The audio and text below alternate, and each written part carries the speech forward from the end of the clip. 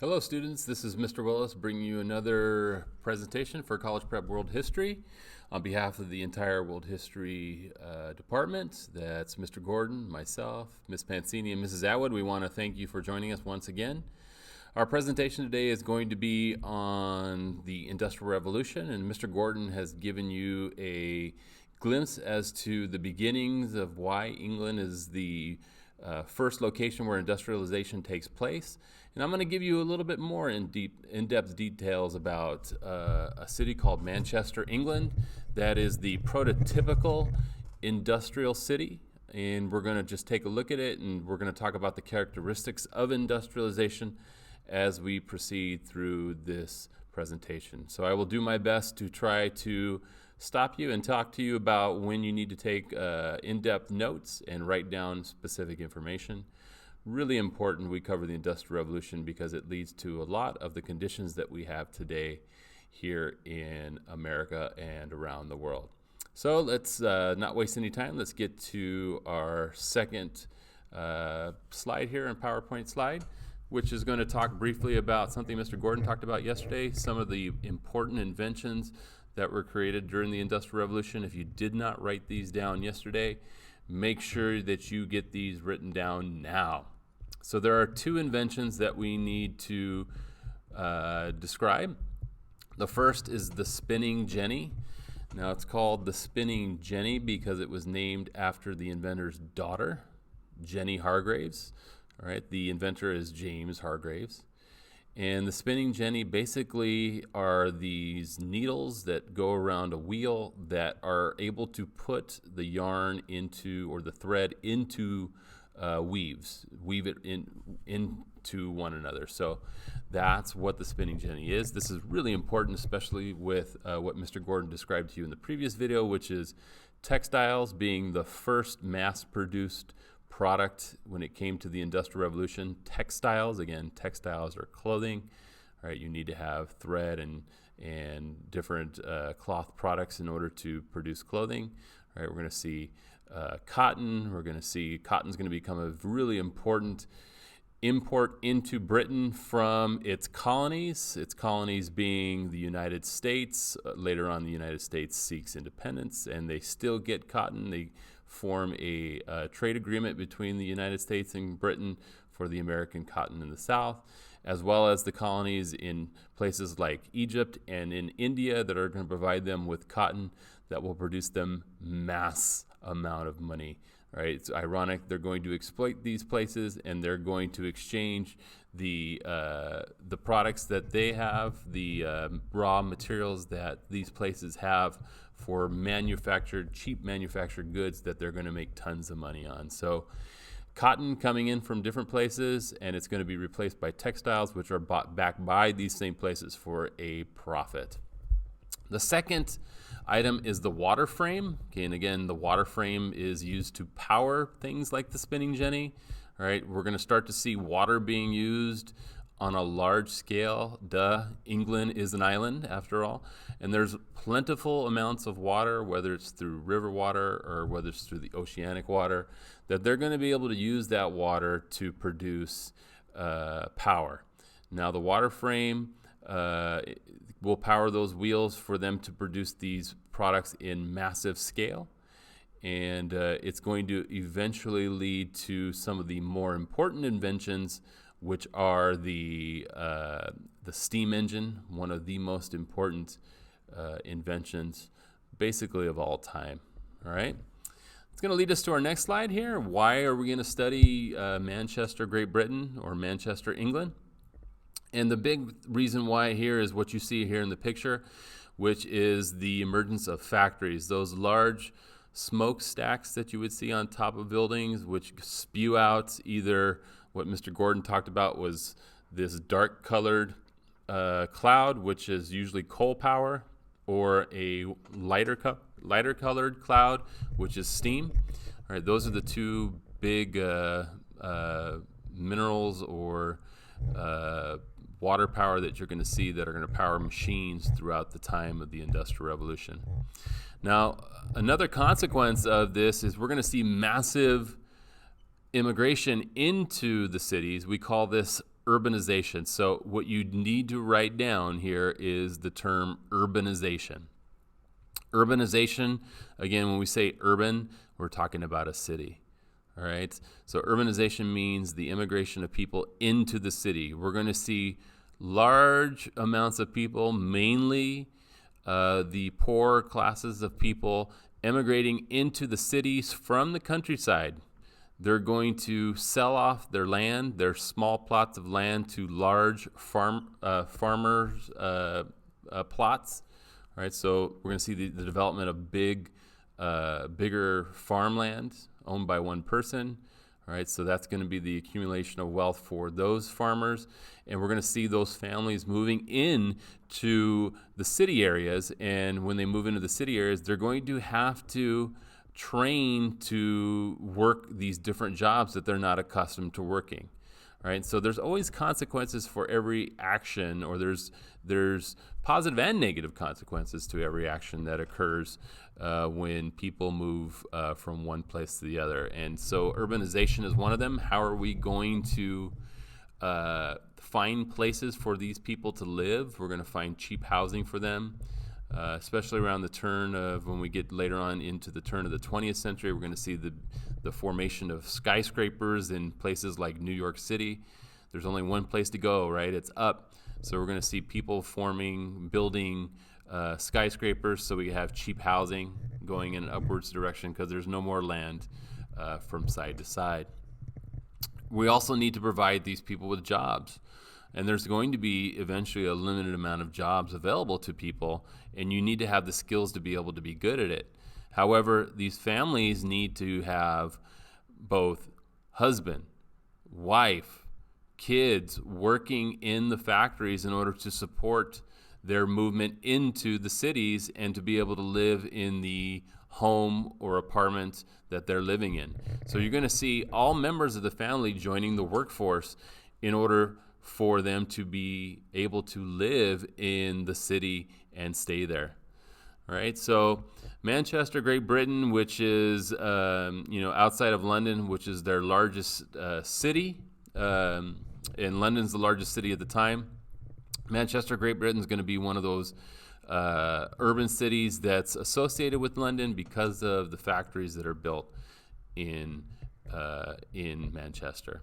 All right, and so Manchester becomes the prototypical place for us to study industrialization because it is the textile center basically for England.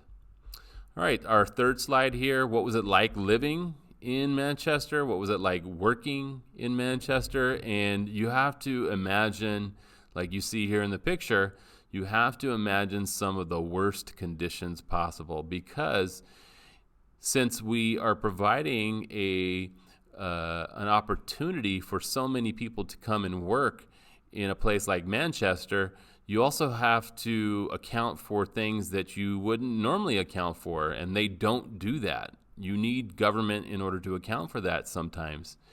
And one of the things is waste. There's not enough sewers, there's not enough sanitation, there's not enough building regulations or building plans, which are normally regulated by the government, in order to accommodate the mass influx of immigrants into a place like Manchester. And so you would probably see something along these lines along the streets in Manchester that would be sticking out like a sore thumb. You'd see trash all over the place, because there are no, in 18th century England, there are no curbs like you would see today outside of your home. There is no street sweeper that comes down your street every week. There is no trash pickup. All right, you are responsible for taking care of all of that, and so people are dumping their trash on the street. Now, this is where I tell a really old wise tale to most of my students about what was happening in the cities during this time, and in particular, they talk about the city of New York, where New York City had a massive problem with waste. And so what they used to do is they used to contract the farmers from the countryside to come in and to bring their pigs into the city. And the reason why they do that is because the pigs would eat anything. And so what would you do? You'd have trash in the streets. You'd be riding your horse, horse and buggy, and the horse goes to the restroom in the street. What do? They eat everything. I know, disgusting. I apologize. But that is the reality of the situation. You don't have a trash man picking it up. You have to get rid of it. So you kill two birds with one stone, figuratively speaking. You bring the pigs in, and you take care of the waste problem that you would have. So tons of garbage on the street. How do we alleviate that problem? We bring in the pigs, all right? The problem here is it also is going to lead to another factor. You have many people living in such close proximity to one another that it's going to lead to disease, right? So we kind of have this domino effect of issues that are going to develop. So you should be writing down something along the lines of immigration leads to urbanization, which leads to lack of sanitation, lack of water, and then that leads to disease. Something along those lines. So a very much cause and effect flow chart, which is what you would see in your class, a flow chart of cause and effect issues that are developing because of the Industrial Revolution. Multiple families living in one-room apartments because you can't afford to live in the house by yourself. So we're seeing massive overcrowding.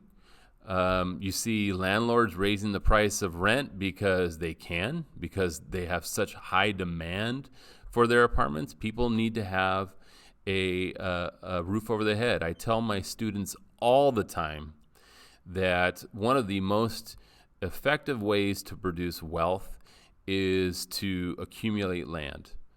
All right, it's people always are going to have children. People are always going to need a roof over their head. And so it's really important that we have homes, and we have homes that are producing better ways to protect people, so that way we can continue to produce wealth in a capitalistic society. So, the building of apartments, especially like in places like we say New York City, where you have skyscrapers, this is a massive moneymaker for people who own those properties.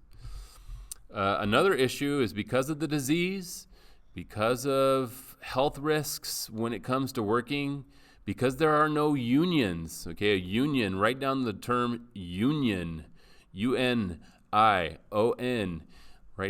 down that term. Union or guild is a group of people that are forming based upon the same skill set. So like, for example, factory workers, artisans, people that are going to have the same skill set are going to join a union to fight for better working conditions. We still have that today here in America. Teachers have a union here, whether it's here in Orange Unified School District or whether it's in the state of California, the California Teachers Association. They fight for better working conditions, better pay, better retirement, medical care for their employees. So this is really where we begin to see the formation of unions, because they want to fight for the rights of workers. And especially when people start to lose fingers, toes, limbs, their life when they're working in the factory, when they're working under these really terrible, terrible working conditions. They're working for 16, 18, 20 hours a day, whether it's a man, whether it's a woman, whether it's a child, a kid. Imagine you guys, it's hard enough for you to get up and be in class at 8 a.m. in the morning. Imagine being told you only get 4 hours of sleep and you got to go to work, right? We don't allow that. There's a reason why we don't allow that anymore in our society. That is not in your best interest. But during the Industrial Revolution, it was fairly common for a child to work 12, 14, 16, 18-hour work days. And it was because they needed the money. They needed the income in order for their families to still live in that home. So we're going to really see the emergence of like a middle class during the time of the Industrial Revolution. This is where we see the pitting of factory owners, who we could say factory owners are middle class citizens. They can be middle class citizens. The working class, people that are working in the factories. And then we still have the aristocracy. The aristocracy are people that are landowners, people that live out on the farms, that own these plots of land, huge plots of land in rural areas. Now, what does this kind of sound like? Do we still have this type of system here in America? Absolutely. Absolutely. Right? The more desirable areas to live are the rural areas. Areas further away from a city is a much more desirable area to live. Right? And as we get closer to a city, as we get closer to Los Angeles, we see more and more filth, worse living conditions, lower socioeconomical classes, people that can't afford the same things that maybe an urban class could afford. Which leads us to our last slide today. Our last slide is going to be the both negative and positive effects of the revolution. Now I have them down here. I'd like you guys to try to copy down all of these bullet points, and I'll go through them all with you step by step. Let's go through the negative ones so we always can end on a positive note. So first negative effect, poor living and working conditions leading to injury and death. I mentioned that in great detail on the previous slide. Imagine being that kid living in the city and being told you got to go and work with your family in the factory, and then their fear that you have to get up really early and you might be tired, you might be cranky, you might be yawning, you only get a lunch break, and that you could lose a finger, you could lose a limb. There's a real fear that you could die from the machine that you're using if you're not trained properly, or you could die of disease because you're being exposed to things that you wouldn't normally be exposed to by living in maybe the rural areas. Bullet point number 2. Eventually, this is going to lead to less jobs when we get to the area at the end of the Industrial Revolution, when machines really take the positions that people would be operating. Think about when we go into a very technologically driven job, something like maybe the car industry in the early 20th century, when people are not assembling the parts, machines are assembling the parts. If you go into an airplane factory like I did several years ago when I visited Hamburg, Germany, I went into a factory that was run by Airbus. Airbus is an airline or aircraft manufacturer. They did make the largest passenger aircraft in the world, the Airbus A380. And what I saw inside this factory was a giant assembly line of planes, this huge building. Just think of much, much bigger than Villa Park High School, right? Just think of going all the way down Santiago Boulevard or Taft Avenue. And it was one plane after the other, and there was only maybe one person working on each plane. And think about how much time that would take. It's because they didn't need the person. They had machines being able to do it. So by the time we reach the end of the Industrial Revolution, less and less people are going to be working in these jobs because they're going to find that over time, people are not going to be needed. We can replace them with machines. Machines can be fixed. People cannot. So initially, jobs skyrocket. People are going to move into the cities. They're going to work in these factories because machines are not doing the work. But over time, as we get to the end of the Industrial Revolution, those people can be replaced by machines. All right, and that leads us to our third negative bullet point here, negative effect of the revolution, mass migration. Think of a large amount of people moving from one place to the other. If a large amount of people, and there's arguably this going on today, if a large amount of people were to move from California to another state, you're going to be losing tax income. You're going to be losing, if you're a landlord, you're going to be losing tenants. And so you're going to have to think about lowering the cost of living at your apartment building because you're going to have less people looking for a roof over their head.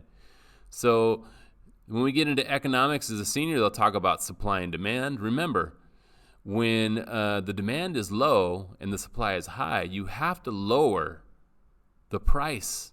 You have to lower the price of things. And over time, when a massive amount of people come into a city, you're going to see that they're going to want these places to live, and so they raise the price of it. It's the total opposite if they emigrate out of a city. So urbanization is a good thing for the city because people are going to make money, but it also leads to negative things like pollution and other things that we would see with poor living and working conditions. So people can get away with providing a bad living condition or a bad working condition because initially they can replace the worker with another worker who's looking for a job. Now the positive effects of the Industrial Revolution include its creation of jobs. And when you create jobs, you're going to have people move into those areas and want to live in those areas because they all want that job. So you're going to have an increase in labor, an increase in job opportunities for people, especially at the beginning of the revolution. People are going to see that they can get a job making textiles. They can get a job operating a spinning jetty. And they need more and more people to be able to do that. And so, therefore, they're going to offer the opportunity for people of low artisan skill sets to come in and be able to work those jobs. And it's going to be really easy for them to pick up the work, especially when they're trained in it. The second piece is that it's going to make a nation wealthier.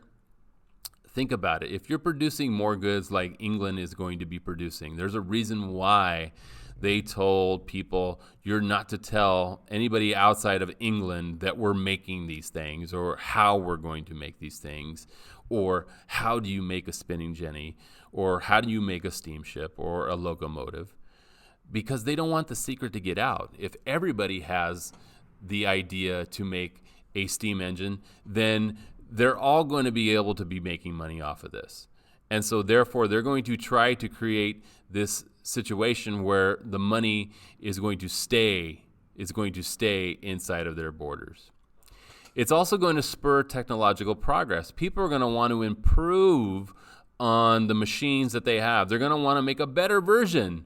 Just like today when we have a piece of technology like an iPhone, for example, one comes out every year. It's because they listen to their consumers. They listen to the people that buy products, all right, and they want to improve the technological product. They want to improve it. So we have the iPhone 11, the iPhone 12, because they need to improve the product. And then finally, increased production of goods. We're going to see over time an increased standard of living, and we're going to see that people are going to produce massive amounts of goods. They're going to have a better place to live over time because these people are going to desire it. Unions are going to fight for it. People are going to want it. And when you have mass amounts of people desiring change, change is going to occur. When you get a majority of people wanting things to change or wanting things to stay the same, that is what is going to rule. The majority rules. So like anything else, this will coincide with ideas of democracy when we get into politics, even though this is not necessarily political. But you will see some parallels between political systems and industrialization, especially when it comes to feeling empowered. People are going to want to feel empowered by the machines that they're making. And those machines are going to lead to greater technological innovation. Unfortunately, it's going to lead to weapons. It's going to lead to bombs, things that we're going to cover when we get into the second semester in World War I. We're going to see increased warfare. We're going to see increased rivalry between European nations. We're going to see that when it comes to imperialism in our next unit, our last unit of the semester. We're going to see people fighting for power. Political systems fighting for who is the best.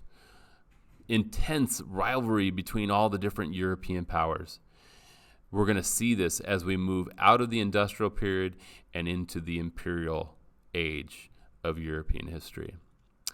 So that's it for today, classes. I appreciate your attention as I brought you this presentation on Manchester, Great Britain, and the Industrial Revolution, especially the parts about the causes and effects of the Industrial Revolution.